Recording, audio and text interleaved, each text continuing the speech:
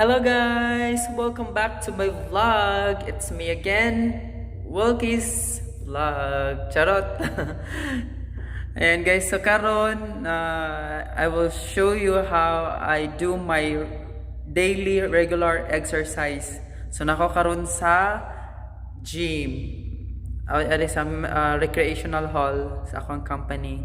So, diri na ay treadmill, ito na bike-bike, na ay murag ka nang sana siya dumbbell ari kay katong na murag i-pull ay kuan nimo.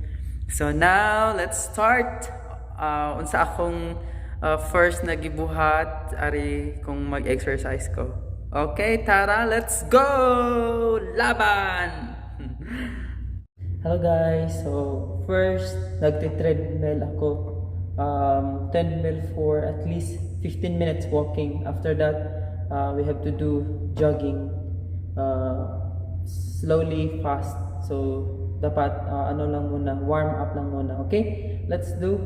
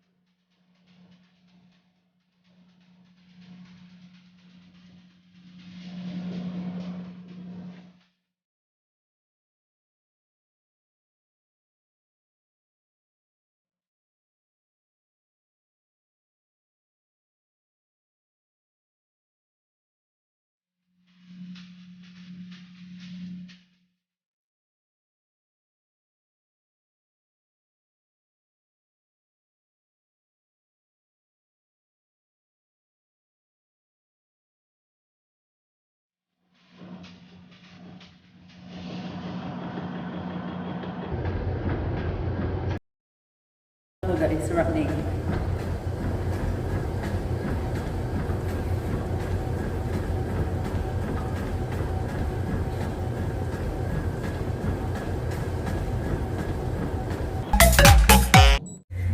Ayan guys, after 1 hour and 20 minutes, ito na yung itsura ko sa pag-treadmill. Nasa treadmill pa rin ako ngayon. Sorry. Ayan. Basta-basta na ng ano ko. Tsaka ito, ipakita ko yung calorie na na-board ko sa inyo.